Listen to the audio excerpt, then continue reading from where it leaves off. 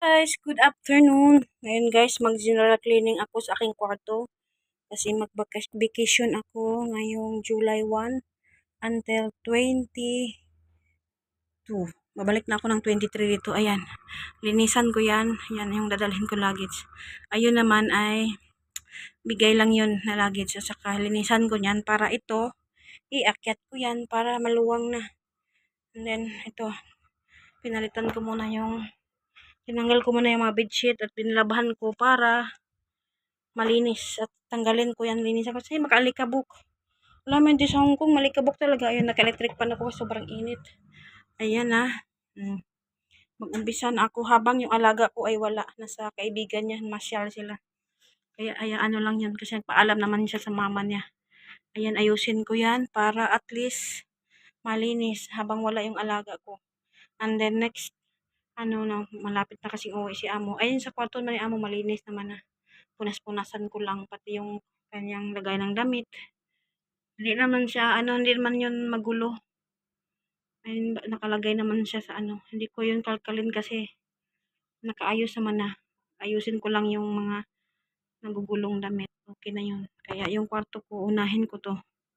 Kasi at least kahit pagbalik ko dito, malinis yung kwarto ko. Para iakyat ko to, kasi nakakaabala pag bumasok ako. Alam mo naman na, medyo malaki-laki tayo. Medyo malaki-laki ako. Ayan guys, mamaya umpisahan ko na yan. Aakyat pa ako dun sa taas. Diba, ganyan na din yung buhay. Dito sa abroad, pasalamat tayo kung may kwarto tayo. Yan, dito lang yung higaan ko. Ayan. Ganyan lang siya. O at least may privacy ito. Dalawa akong cabinet. Ayan yung tinanggalan ko ng punda. Ito din, damit ko din ito. More on mga bigay lang yan.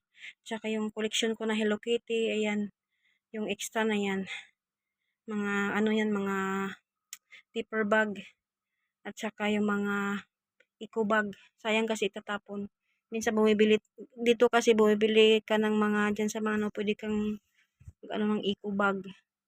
Ayan, mga naipon-ipon ko na mga collection ko, mga galing sa ukay-ukay, nilabhan ko lang. Ayan yung aking tubigan.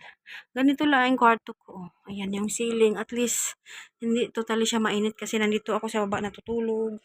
Yung electric fan, ayan. Ito yung Yan, ganyan lang guys, di ba? Ang swerte namin kung may kwarto. Kasi more on sa mga dito, nakatutulog lang doon sa sala, tulog doon sa malapit sa CR. Yung mga gamit, hindi hindi sila makapag imbak yung mga gamit. Kasi ako marami yan noon, kung nakita niyo mga vlog ko sa social medias ko na pinopost ko. Yan, madami yan. Kaso lang na-impake ko na 2 box yun na super jumbo. Kasi gusto ko yung hindi ako matambakan ng gamit. Tapos, kontrolin ko na yung sarili ko. Pag may mga bigay, tatanggapin kasi more on mga bigay. Ayan guys, update ko dito sa aking kwarto dito sa Hong Kong. Yan, swerte tayo kasi mayroon tayong sariling kwarto. Makapag tayo ng ating mga gamit. At saka may privacy. Importante yun. Wala man siyang CR saka aircon. Ang ginagamit ko, gumagamit ako ng parang arenula, timba. Itatapon ko lang every morning doon sa may CR ang CR kasi ng mga helpers na sa baba. Doon ako na liligo doon. Pero dito ako nagbibihis. Dadala lang ako ng mandamit doon. Tsaka may bintana ako. Walang aircon. Okay lang yun. Importante may electric fan. Okay guys. Thank you for watching. And don't forget to like, share, and subscribe my YouTube channel. Thank you so much. And bye-bye! So guys, good afternoon. Mag-general cleaning ako kasi wala yung alaga ko, umalis. Ayan, tinanggal ko na yung punda, yung kunting gamit ko. Tingnan nyo sa taas guys, o diba? Wala na. Ayan yung gamit na pangdalhin ko pag vacation. Tsaka itong itim, bigay lang yan. I-keep lang natin yan in case na alam na natin yung panahon. Di ba? Hindi na tayo magkuha ng mga plastic sa basurahan. O yan, meron yung strike bag 2. O di ba? Para yung gamit natin, di ba? Hindi natin alam yung pag-iisip ng kaya ready tayo sa lahat ng panahon. Pero huwag naman. Huwag natin mag-isip ng ganun. Pero di ba, mas mainam yung ready. Ayan guys. Papalitan ko pa yung tinanggal ko kasi nilabhan ko. Ayan lang yung kwarto ko. May privacy ako.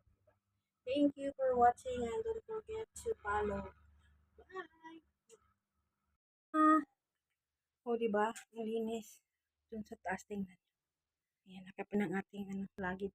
Yan kasi gawa na yan. Diyan. Yung okay. Binaba ko na. Ayan o. Ayan, linis na.